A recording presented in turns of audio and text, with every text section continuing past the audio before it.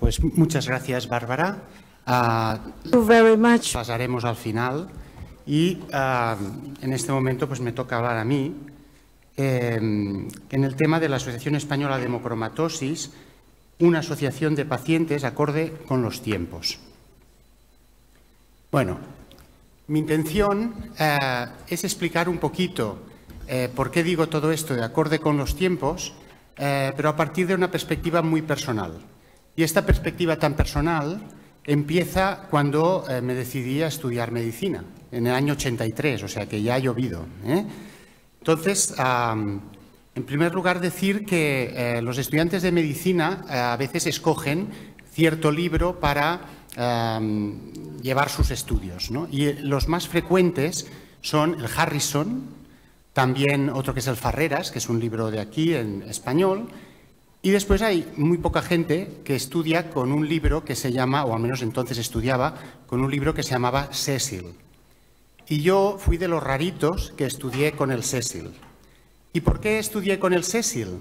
Porque era un libro que presentaba la medicina más como un cuento, ¿no? O sea, que las enfermedades las novelaba más. El Harrison era criterios diagnósticos de tal, class, 20, apréndete los 20, ¿no? El Cecil te explicaba una historia del paciente que tenía que... A mí me gustaba más, siempre he sido así un poquito más romántico, ¿no?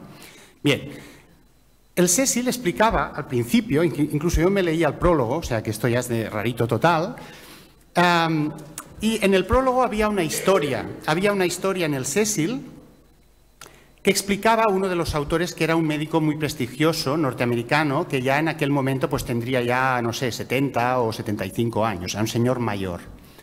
Y él explicaba una paradoja que a mí realmente me hizo pensar.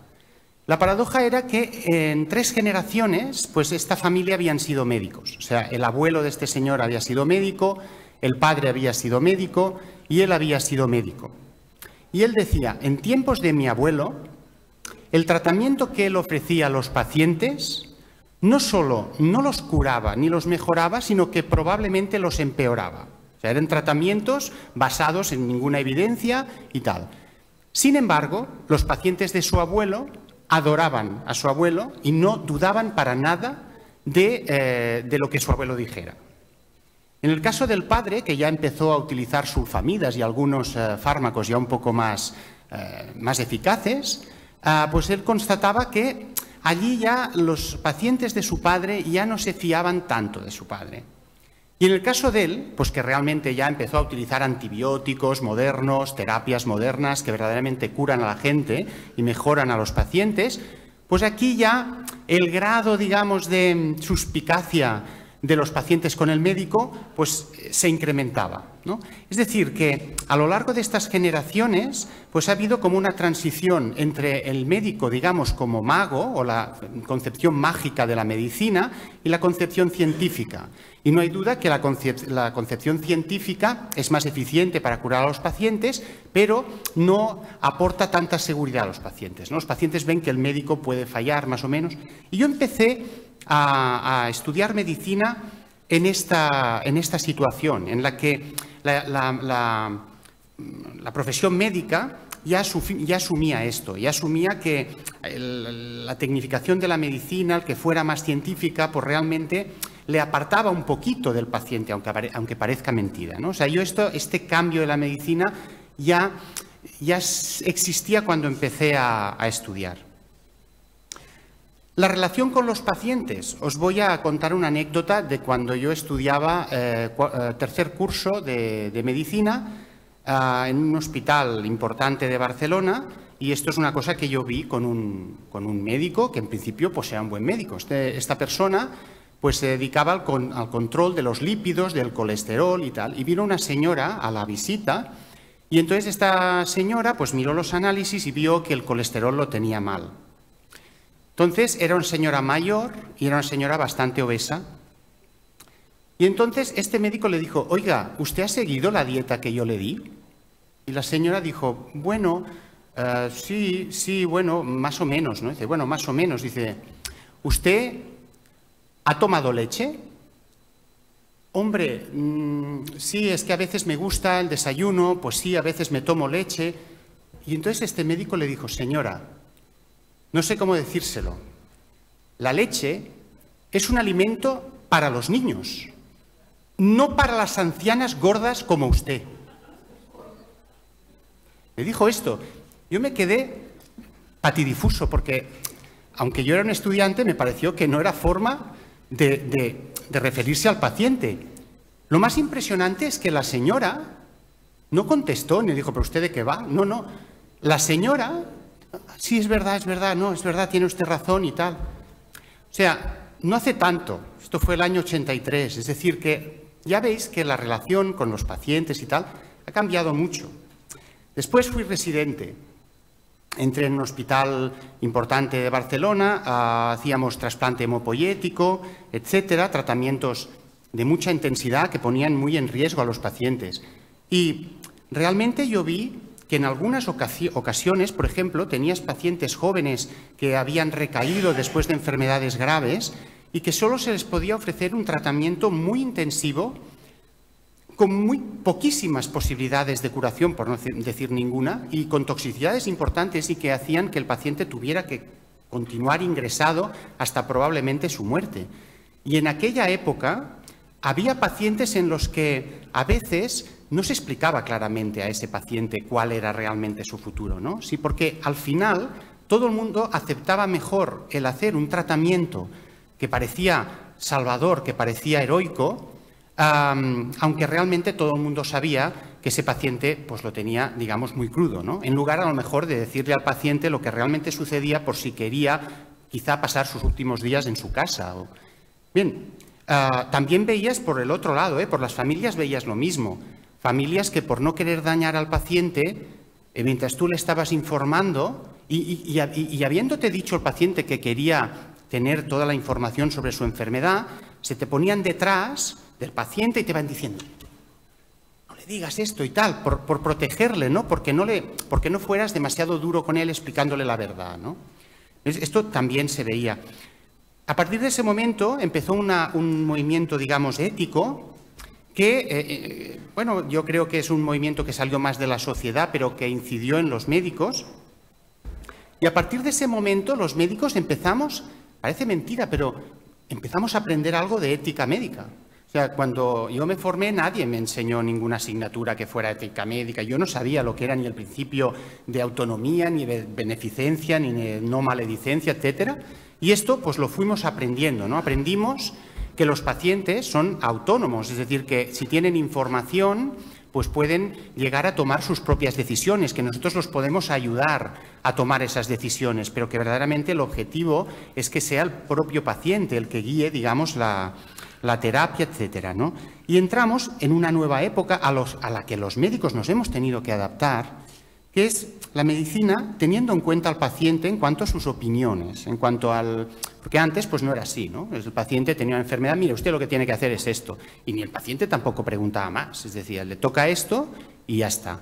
Entramos en esta nueva medicina en la que el paciente realmente tiene un papel. Pero hemos ido un poco más allá y realmente empezaron a aparecer asociaciones de pacientes. Estas asociaciones normalmente tenían como interés apoyar a los pacientes, agruparles, ¿no? Para, entre otras cosas, asesorarles, explicarles mejor las cosas. También intentar ayudar en cuanto a la investigación sobre la enfermedad que fuera, a crear, digamos, núcleos también de conocimiento. Y bueno, de alguna forma nosotros pues empezamos a crear una asociación con este objetivo, ¿no? Una asociación que tuvo unas características un poco particulares porque formaban parte al principio básicamente médicos interesados por el tema y un tiempo después tuvimos la suerte de incorporar a Maika Sánchez y por tanto esto nos favorecía mucho en cuanto a la capacidad, digamos, de conocimiento, de poder informar bien, asesorar a los pacientes, etcétera, ¿no? Tengo que decir que con el tiempo también he visto un fenómeno un poco peligroso y es que a veces se crean asociaciones de pacientes que en realidad ayudan a crearlas, ¿cómo se dice?, empresas farmacéuticas para conseguir una cierta influencia sobre los médicos y sobre el sistema a partir de esas asociaciones, lo cual tiene una parte de perverso, ¿no? Es lógico que las asociaciones intenten influir en los médicos, pero esto también lo captan las empresas farmacéuticas y también a veces lo utilizan, ¿no? Pero bueno, lo cierto es que estas asociaciones cada vez más pues, tienden a influir en los pacientes, digo, en los médicos. Bien, hace ya bastantes años, pues una de las polémicas, uno de los problemas que teníamos en hemocromatosis y que continuamos hasta cierto punto teniendo, como ha dicho Bárbara, era el tema de la donación de sangre, ¿no? Al principio, cuando empezamos, es que no se dejaba que los pacientes, que las personas con hemocromatosis donaran sangre en bancos de sangre. O sea, era una cosa que estaba prohibida por una serie de cuestiones en las cuales nosotros no estamos de acuerdo, no estábamos. Bien, nos pareció que el camino más sencillo para romper este problema era hablarlo directamente con las personas que se encargan de la transfusión en España. Y en este sentido, en aquel tiempo, ¿tú te acuerdas, Àngels, que entonces estaba trabajando contigo en el Hospital Esperit Sant? Bueno, pues nos pusimos en contacto con el presidente de la Sociedad Española de Transfusión Sanguínea, que para entonces era un médico, un hematólogo, que se llamaba Vesga. ¿Qué le pedimos al doctor Vesga? Nosotros lo que le pedimos fue que en alguna de las reuniones que hacía el comité pues, técnico, lo que sea, de la Sociedad Española de Transfusión Sanguínea, un día, el que ellos quisieran, pudiéramos participar nosotros para dar nuestro punto de vista sobre esta cuestión de la donación de sangre, presentando pues, la evidencia que teníamos, las publicaciones que habían, nuestra opinión, y a partir de aquí, pues que ellos debatieran el tema y tomaran pues, la decisión que les pareciera más oportuna. La cuestión es que esta persona jamás nos dejó participar, jamás nos dejó ir a esta sociedad, que en principio es el órgano que, digamos, gestiona la transfusión en toda España, simplemente no nos dejó ir para defender nuestros argumentos. No hubo forma. La cuestión es que, bueno, a mí me pareció una actitud absolutamente trasnochada y antidemocrática. Y así se lo hice saber.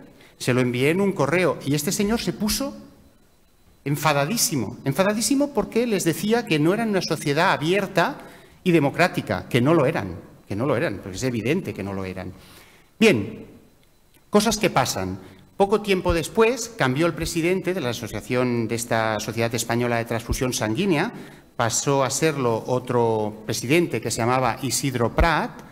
Y esta persona pues era más proclive a la causa, digamos, de los hemocromatósicos. Nosotros continuábamos insistiendo en esta sociedad de transfusión y al final recibimos una carta que yo pienso que es histórica, que es de septiembre del 2006 y que me gustaría leerles en un momento. Dice: me complace indicarle que la Sociedad Española de Transfusión Sanguínea apoya la regulación de la donación de sangre para que sea apta para transfusión las extracciones realizadas a los diagnosticados de hemocromatosis. Con tal motivo, la Sociedad Española de Transfusión Sanguínea y la Asociación Española de Hemocromatosis hemos emitido un comunicado conjunto pidiendo que los pacientes de hemocromatosis puedan hacer más donaciones de las permitidas al año por la ley española. Es decir, ellos ya estaban de acuerdo en la donación y que incluso fueran más veces de las permitidas por la ley. Lo más interesante es el segundo párrafo. No obstante, quisiera aclararle que la Sociedad Española de Transfusión Sanguínea y su junta directiva, la actual y las anteriores, decidimos con absoluta autonomía. Ellos deciden con absoluta autonomía, que no les toquemos las narices. Y nos regimos por valores éticos y científicos en defensa de la transfusión y su mejor desarrollo. Ahora, a la luz de los conocimientos actuales y del posicionamiento de algunos estados europeos a favor de modificar la ley, hemos decidido libremente afianzarnos en una postura que conoce que no está exenta de controversia.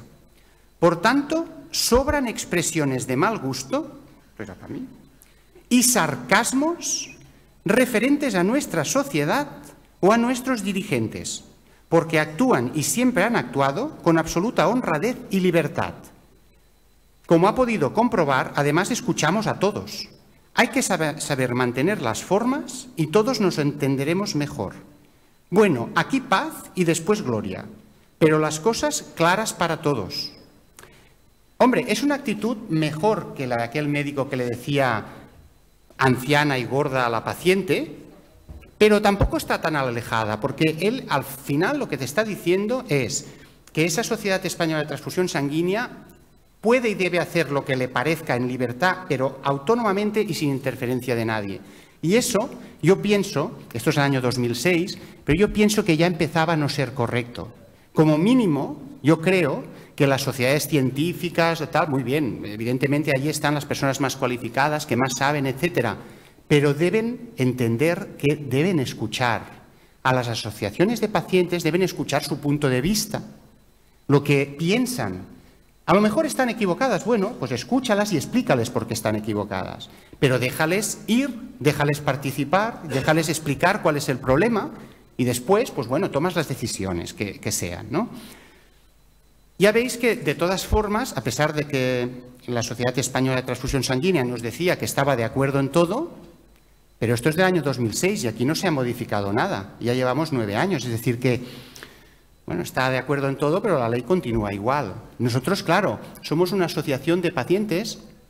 El otro día estuve en un programa con el Cuní, ¿no?, de 8 al día, un periodista muy famoso aquí en Cataluña, y me decía, bueno, pero ¿y este tema y tal? ¿Cómo no lo habéis solventado antes, no? No sé, yendo a Europa, yendo... Claro, estamos hablando de una asociación de muy pocas personas sin poder, digamos, real. Es difícil en el transcurso de estos años que pudiéramos hacer más, ¿no? Más o menos por esta época tuvimos un episodio de internacionalización. Este episodio de internacionalización vino de la mano de un personaje excepcional, francés, Jean Réallin, un personaje, bueno, único, que bueno, tenía la idea de crear una Federación Europea de Asociaciones de Hemocromatosis y nos reunió a la española, a la belga y ellos y la creamos. O sea, creamos ahí, bueno, lo creó él, creó unos estatutos, tal, e hicimos la asociación. Y él siempre nos decía lo mismo, cherchez le politique, nos decía, cherchez le politique. El problema es que nosotros no conocíamos ningún politique. Aquí es el problema, ¿no? Bueno, cherchez le politique, pero si yo no conozco a nadie. A ver, yo en mi barrio no conozco. Ahora hay alguno en el barrio. Sí, hay un par. Bueno, pero, en fin, no conocíamos. Entonces, para nosotros es muy difícil llegar a esa capacidad. Es imposible, ¿no? Muy difícil. Buscamos un camino que era intentar cambiar las cosas desde Europa. Se creó la Federación de Asociaciones Europea. Incluso se creó un núcleo de personas que estaban en Bruselas para estar cerca de las decisiones y cosas que se hacían en Bruselas, como se ha visto. Bien, esa es una vía, pero os aseguro que eso es más complicado. O sea, Bruselas, supongo que solo el Congreso de Estados Unidos debe ser más complicado, pero Bruselas es muy complicado y para personas que no son políticos, pues todavía más complicado. Así es que allí sí, conocíamos cosas, pasaban cosas, pero ¿cómo incidir?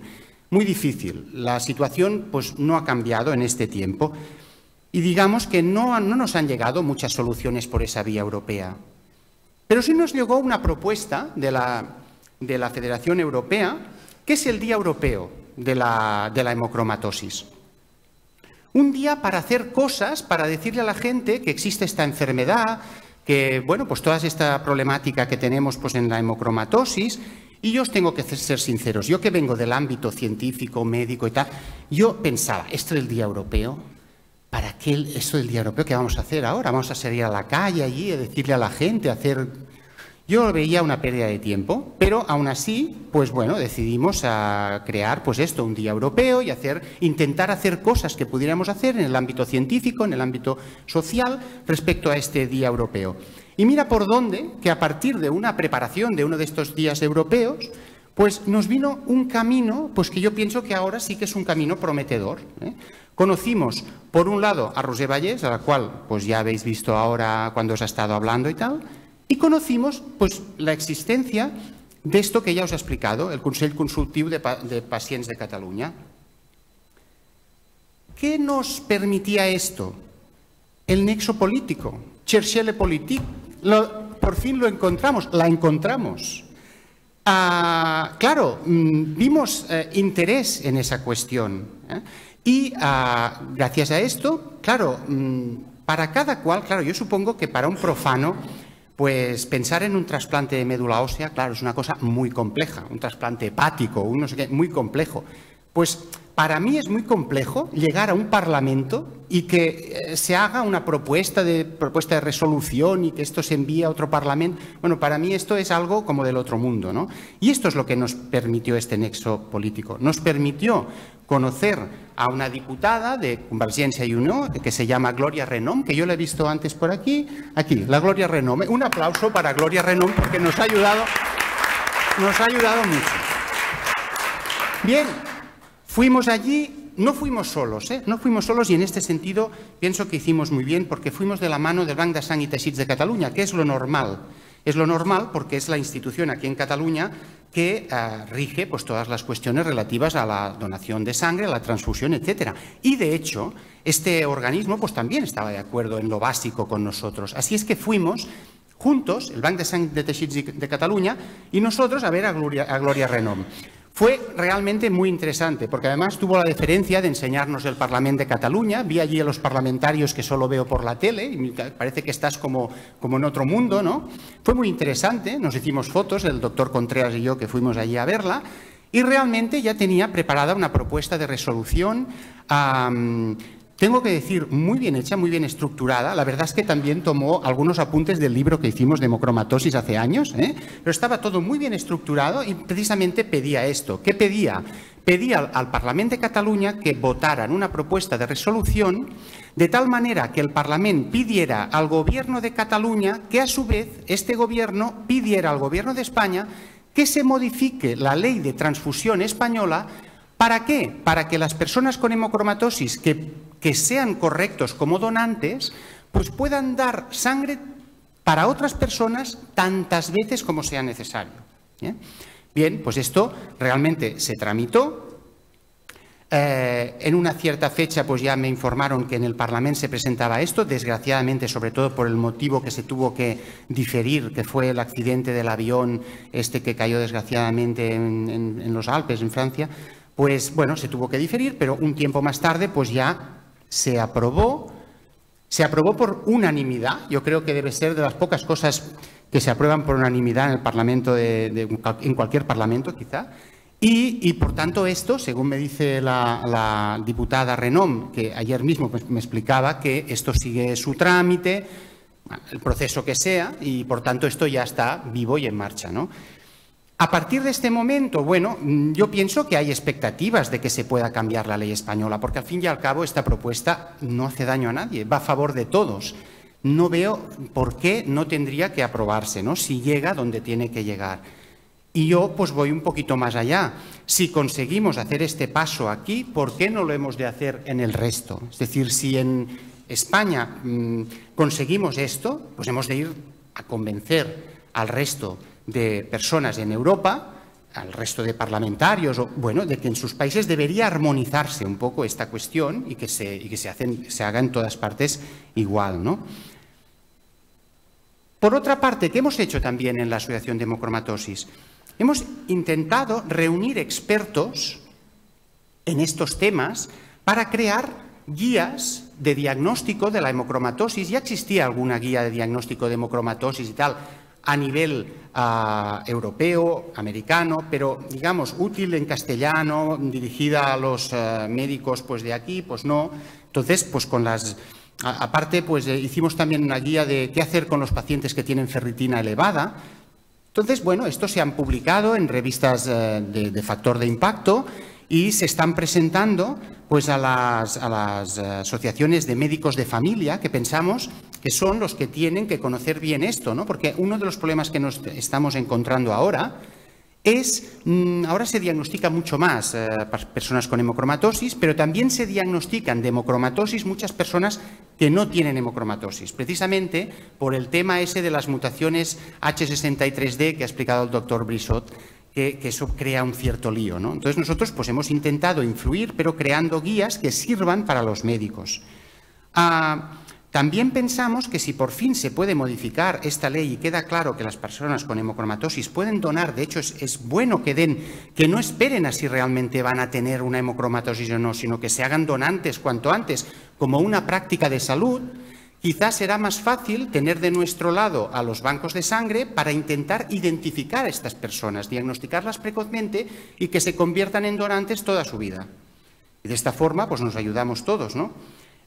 Y por otra parte, ya que hemos conocido el Consell Consultiu de Pacients de Cataluña y que nos ha funcionado, bueno, pues nosotros también tenemos un interés de ayudar en ese ámbito, porque ya que vemos que a nosotros nos ha funcionado, intentamos que pueda funcionar para otras o para otras situaciones, ¿no? O sea que al final, y aquí ya acabo, digamos, mi intervención, con todo esto que he explicado, bueno, yo creo que nuestra asociación ya desde el principio pues ha tenido un nivel alto técnico y científico, bueno, porque mira, ha estado integrado básicamente por médicos y personas muy interesadas en este tema, y así que, por tanto, una función que es la de difundir conocimiento, pues la podemos ejercer de una forma óptima.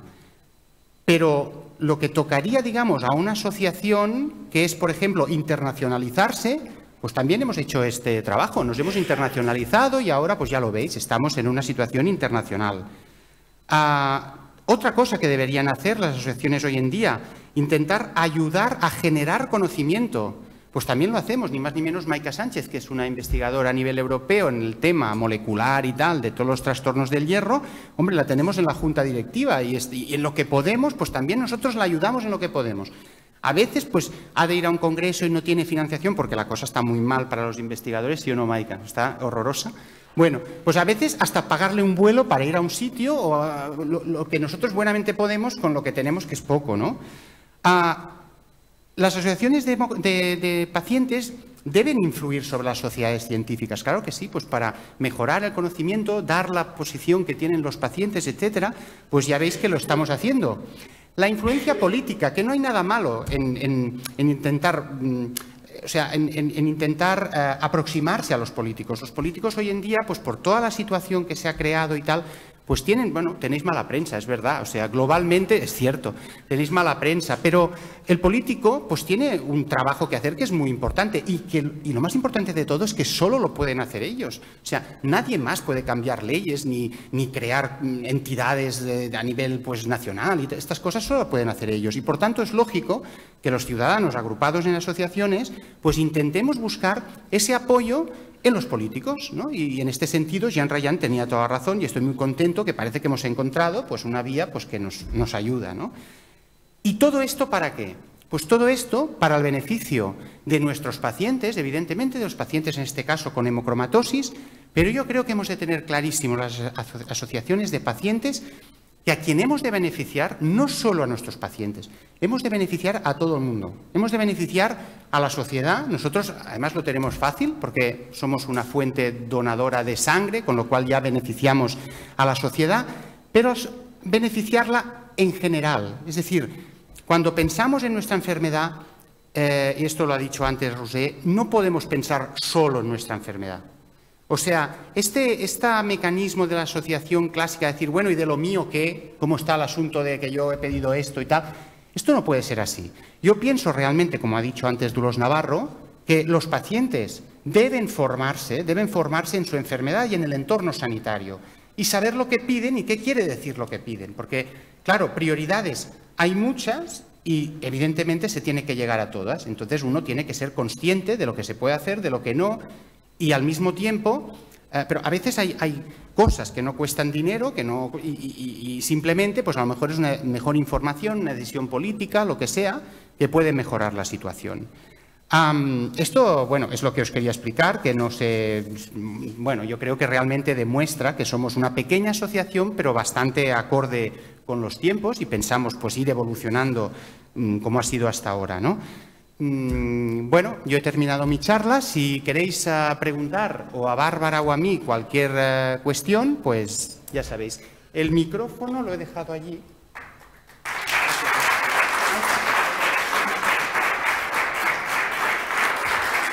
Preguntas.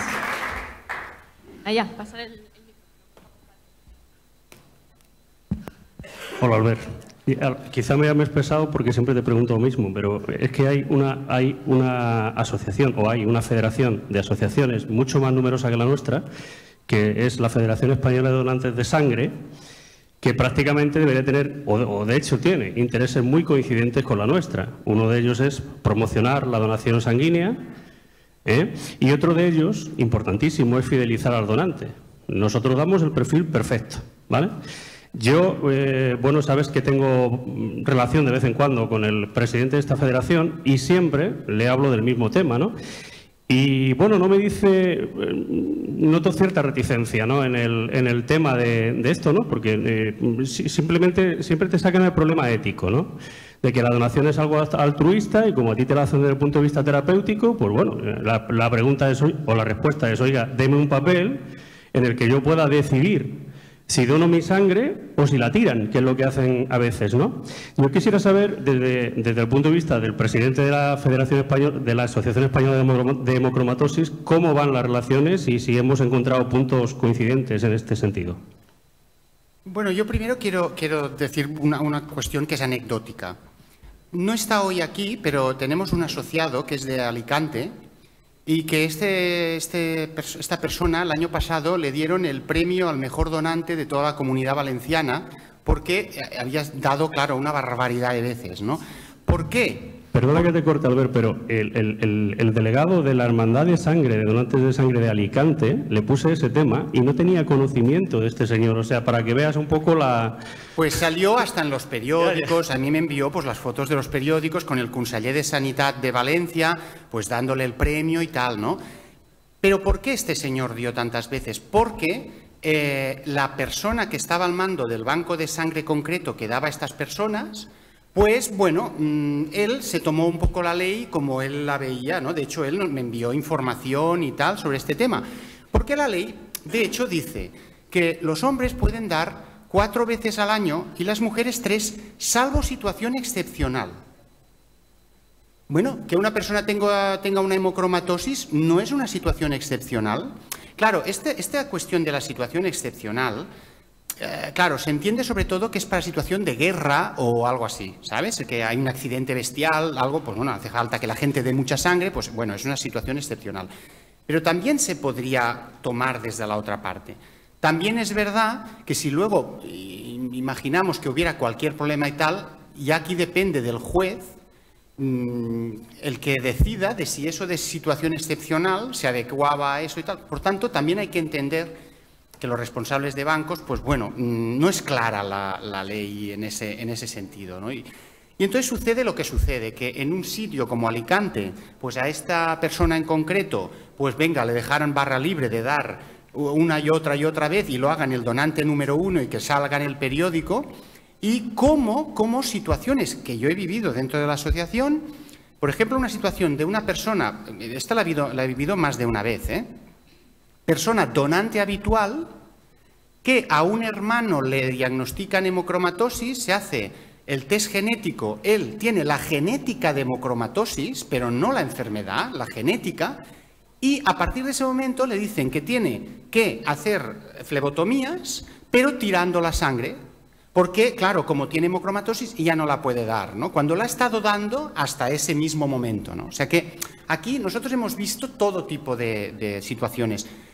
Hay un artículo que se publicó hace como 3 años que muestra la situación en Europa y en el mundo, digamos, de la hemocromatosis. Y es absolutamente variada en la misma Europa, desde países como Bélgica, que no admiten la sangre en ninguna situación de los pacientes con hemocromatosis, a zonas de Inglaterra que la admiten incluso en la donación más de 4 veces al año, ¿no? O sea que es muy variada. Y nosotros... Claro, yo lo que pienso es que hemos de hacer lo necesario para aclarar esto en la ley. Que quede claro en la ley que esta persona que tiene hemocromatosis, que muchas veces no es ni un paciente, es una persona que lo único que tiene es unos trastornos bioquímicos o un trastorno genético, pues que esta persona se convierta en donante. Y más allá, además aprovechando hoy que está el doctor Argelagués aquí, que los bancos de sangre tengan otra visión del tema. Una de cada 1000 personas es homocigota para la mutación C282I. Es cierto, como nos ha dicho el doctor Brissot, que la mayoría de estas personas no van a sufrir hemocromatosis, pero no sabemos cuál la sufrirá y cuál no. Y lo que sí sabemos es que si todas estas personas donaran sangre, ninguna tendría hemocromatosis. Si todas fueran donantes y donaran, pues no, se podrían seguir, pero además es que se evitaría que tuvieran hemocromatosis. Entonces, teniendo en cuenta que es una de cada 1000, en Cataluña, pues por ejemplo, somos 7 millones, ¿no? Pues quiere decir que son 7.000 personas que están por ahí. Y esto lo puedo decir con esta seguridad, porque tanto como Maika como nosotros hicimos 2 estudios en los cuales miramos la frecuencia de estas mutaciones en Cataluña, y es aproximadamente la mutación homocigota C282I es el 1 por 1000, ¿no? Por tanto, son 7.000 personas, claro, hay que descontar bebés, ancianos y tal, ¿no? Pero los que sean. Pero estas personas son personas que si son en una edad joven, bueno, mejor es que sean donantes como práctica de salud, no como tratamiento, sino como práctica saludable, como hacer jogging, como lo que sea, pues dar sangre, que es una buena cosa para ti y para los demás, y de golpe pues tienes ya unos miles de personas que no van a hacer la enfermedad, ¿no? Entonces yo me pregunto, hoy en día que los test genéticos cada vez se hacen de forma más rápida, más barata, ¿qué costaría a lo mejor saber qué personas tienen estas mutaciones y convertirlas en donantes? O sea, por ejemplo, utilizar, tú imagínate ahora un sueño, ahora soy como Luther King, ¿no? He tenido un sueño. Tú imagínate que de alguna manera podemos genotipar a la población para saber quién es homocigoto C282. Se puede hacer, por ejemplo, la banda de edad pues que resulte más adecuada, ¿no? Entonces, a estas personas se las remite a la Asociación de Hemocromatosis, que se les explica lo que tienen, lo que se pueden evitar y cómo evitarlo, que es dando sangre. Y esta asociación, en combinación con los bancos de sangre, pues de una forma lógica y normal, pues hacen que toda esta sangre se vehiculice hacia la transfusión. Bueno, pues es un número de bolsas no despreciable, eliminando de raíz una enfermedad. Es más, ya acabo, porque es que yo cuando empiezo no acabo. Yo me planteé este tema de la hemocromatosis hace ya bastantes años con un objetivo, que diréis, este está loco. Mi objetivo es, si puedo, cargarme una enfermedad. Escogí esta. Es decir, yo pensé, si pongo empeño por diversas vías, la de la investigación, la de los pacientes, ¿es posible llegar a que una enfermedad que existe hoy pueda conseguir que en la práctica no exista el día de mañana? Y yo me doy cuenta que esto es posible con esta enfermedad. Y encima, con un rédito positivo para la sociedad, ¿no? Porque a veces el problema que tenemos es que nuestra enfermedad, caramba, por ahora, a no ser que se comercialice la epsidina, pero por ahora el tratamiento no da dinero a nadie. Eso es un problema muy gordo. Porque nadie tiene un beneficio de esta enfermedad y de nosotros como pacientes, ¿no? Entonces, bueno, yo creo que se tiene que ver desde otro punto de vista. Sí hay beneficio. El beneficio es toda esta sangre que se puede emplear y que no olvidemos que cada bolsa de sangre, claro, por todos los procedimientos que tiene y tal, pero a los hospitales nos cuesta como 120 euros, una cosa así, lo digo de memoria, ¿no? O sea, que cada bolsa de sangre vale un dinero, ¿no? Es más, la sangre, los bancos pueden hacer campañas, tal, pero no, en caso de necesidad no pueden decir, oye, vamos a hacer esto que por narices la gente de sangre. No lo pueden hacer. O sea que hay que buscar fórmulas imaginativas para que cada vez más gente de sangre. Bueno, pues una puede ser esta, ¿no? Explicar este tema, quizá ya con las personas que ya están diagnosticadas, hacer que den en los bancos de sangre, etcétera, ¿no? Bueno, lo siento, que ya no he parado. ¿Algún más preguntas?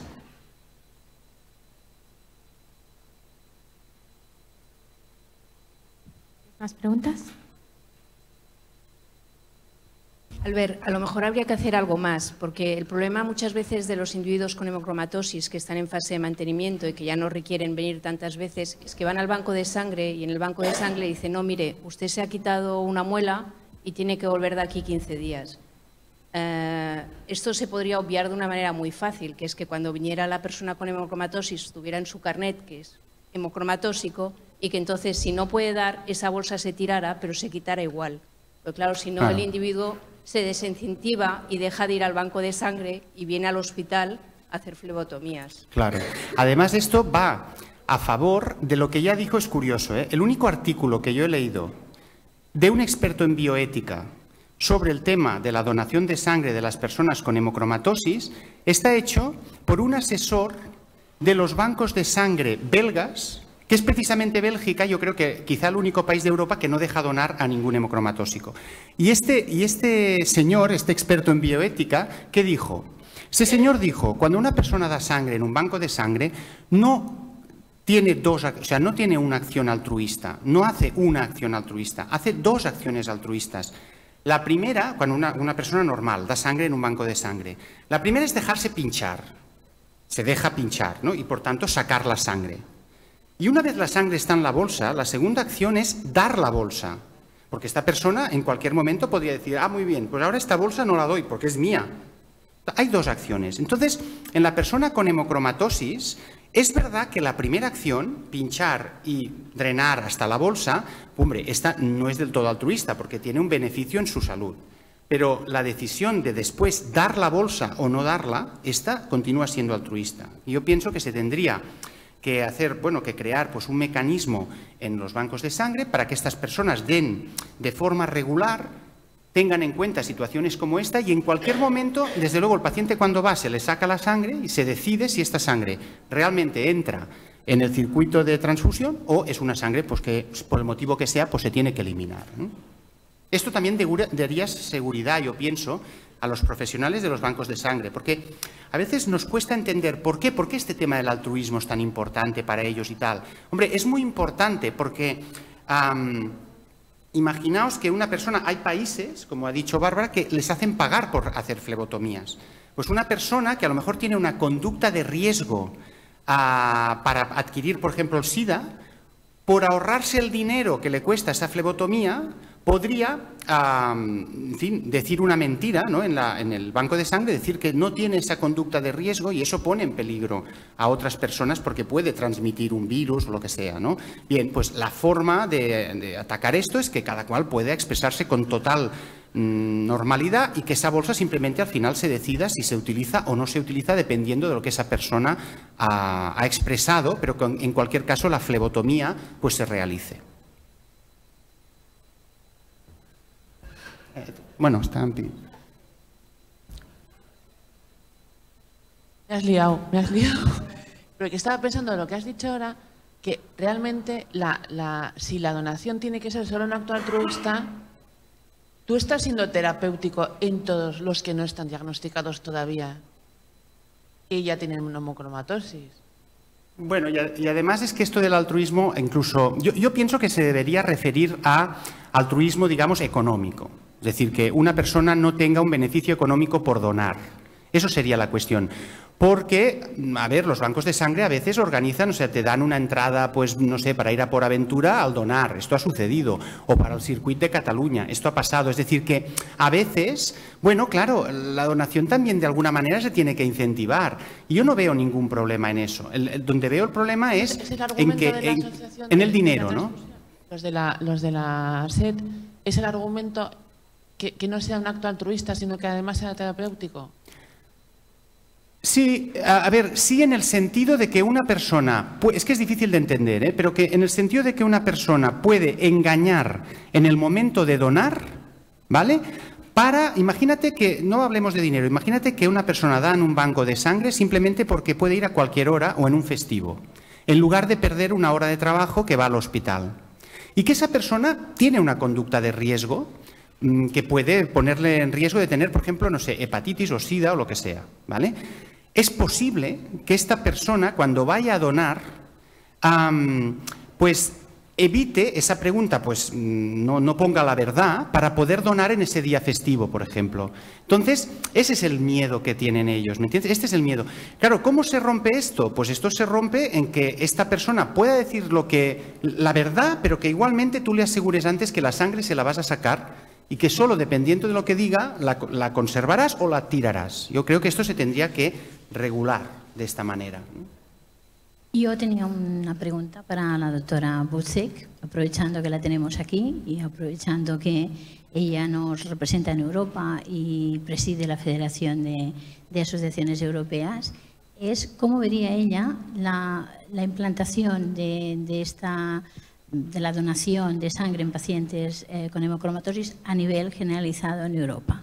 Es decir, que fuera una normativa europea, no países sí, países no. ¿Cómo lo ve ella y cuál es su opinión al respecto. Sí, muchísimas gracias. A mí me parece que uno de los puntos es el punto de la donación en el caso de los pacientes con hemocromatosis. Debería definirse muy claramente una regulación, pero por otro lado, la donación de sangre, quizá que las instituciones recojan sangre de aquellos que necesitan sangre. Una cosa es la terapia. Normalmente no se controla la terapia, no en Alemania. Este es el problema que tenemos con la frecuencia de la donación de sangre. Y el otro punto es el receptor. Ya he hablado con uno, profesor de medicina transfusional, si el receptor de sangre tiene anemia y necesita que cada 2 semanas le hagan una transfusión de sangre, por ejemplo, y tiene un alto contenido en hierro, ¿sí? ¿Qué hace este hierro con esta persona? Es un problema en el caso de la sobrecarga de hierro secundaria. O sea que eso también tenemos que controlarlo y hay que tener en cuenta este punto. Pero quizá me parece que debería ser una oportunidad, en el caso de los pacientes con hemocromatosis, acudir a la donación de sangre para poder definir muy claramente las regulaciones respectivas.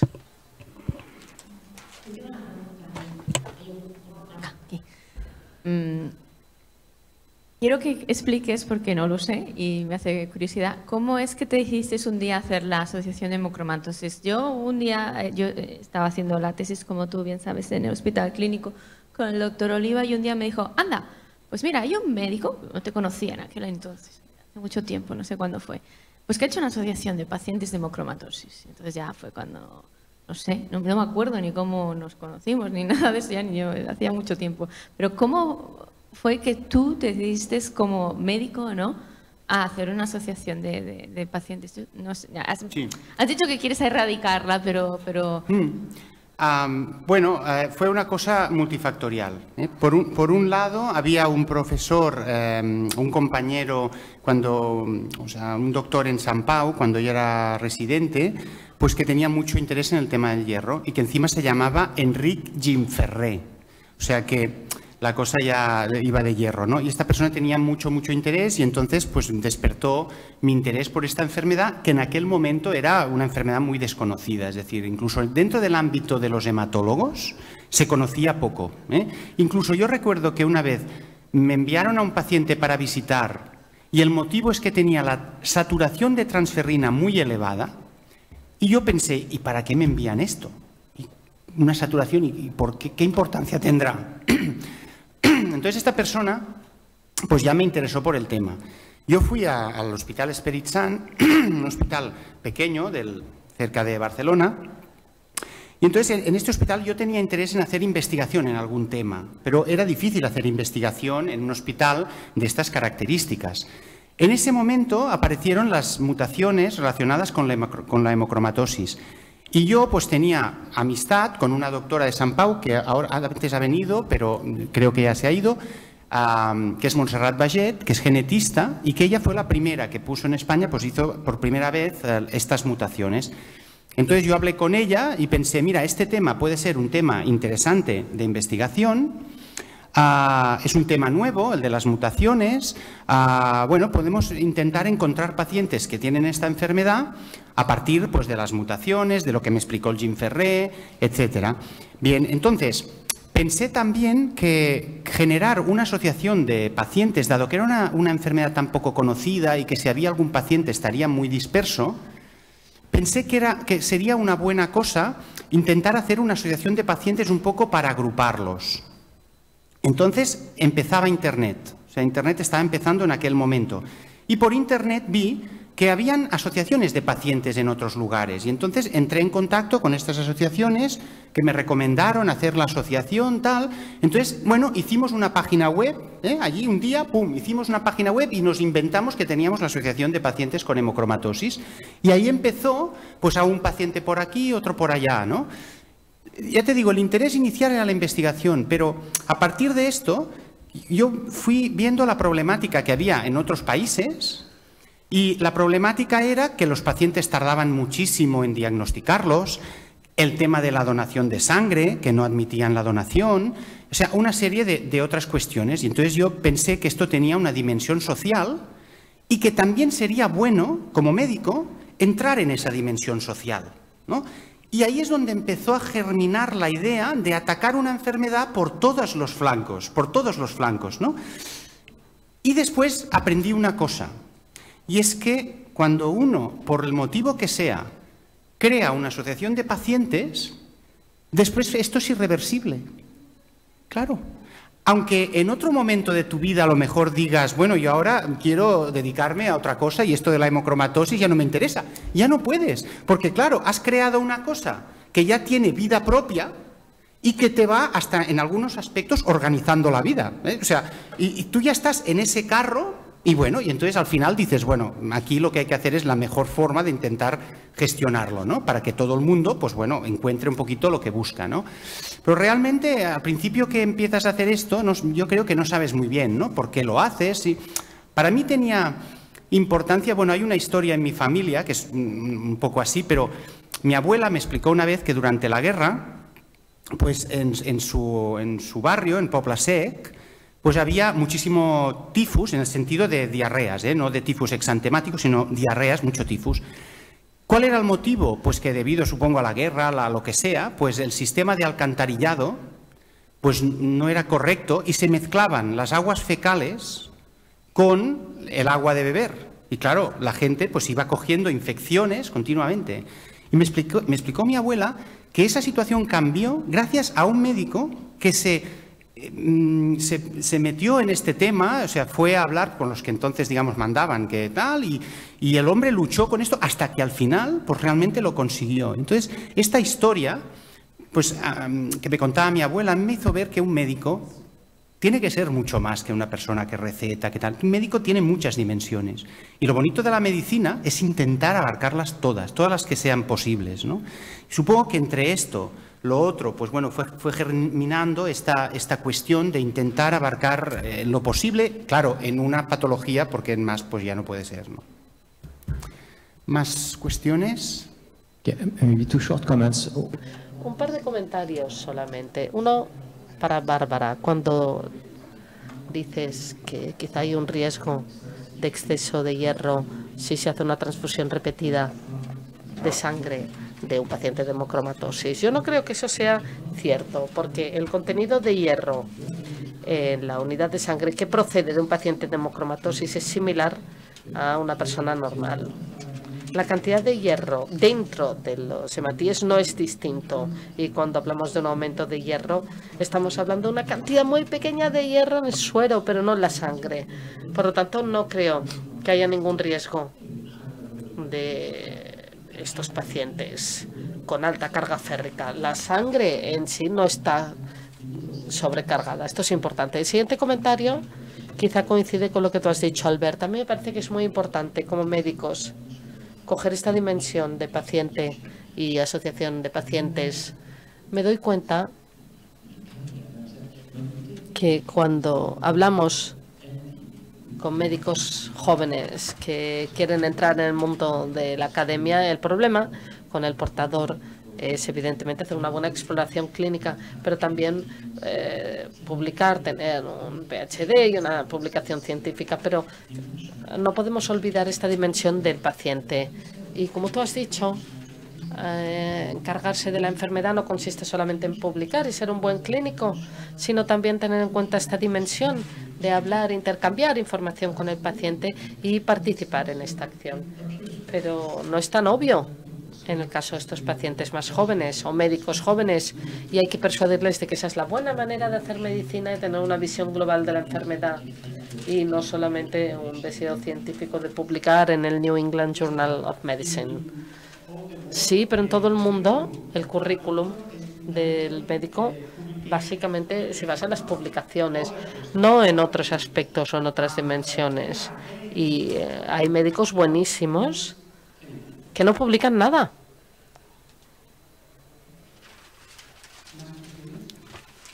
¿No? Bueno, en este... ya llega la clausura.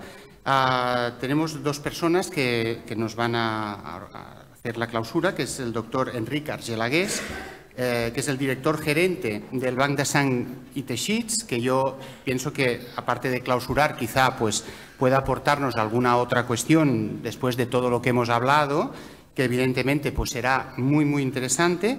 Y después, bueno, María Ángeles Ruiz, que es vicepresidenta segunda de la asociación, y bueno, que ya procederá, digamos, a cerrar completamente este acto.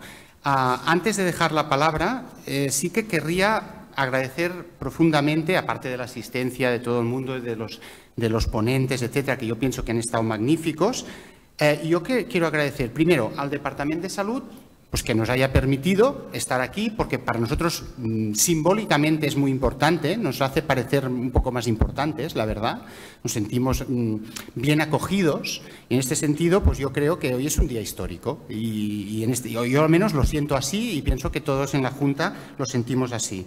Después, quiero agradecer muchísimo al Hospital del Esperit Sant, que durante todos estos años nos ha ayudado muchísimo de muchas formas, desde dejándonos aulas, incluso el gerente pues, viene a las reuniones de la asociación, la persona que se dedica a comunicación y que evidentemente trabaja para el Esperit Sant nos ayuda en la comunicación de los actos, etcétera, o sea que es un activo más, es como si fuera una parte más de la asociación. Bueno, se fundó allí, ¿no? La asociación y tal, o sea que siempre nos ha ayudado y nos continúa ayudando.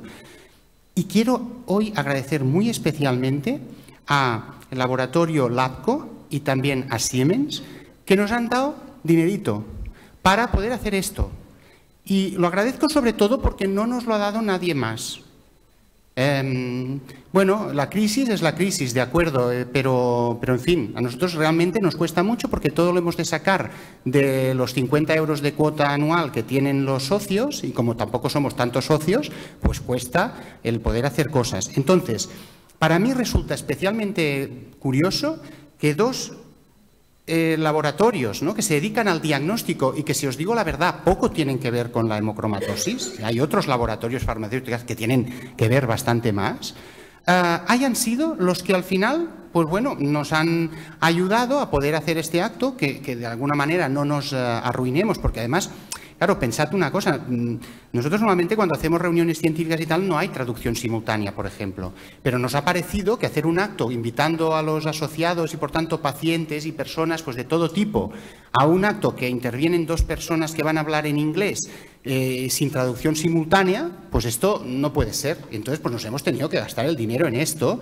Nos lo hemos gastado también en grabar todo en vídeo porque queremos colgarlo en la web, porque tenemos muchas visitas, no solo de España, sino de toda Latinoamérica, ¿eh? Entonces, este motivo ha sido por el que lo hemos hecho todo también en castellano, en una localización que es muy catalana, como podéis entender, ¿eh? Esto también demuestra muchas cosas, ¿eh? Pero bueno, no vamos ahora a entrar en ese tema.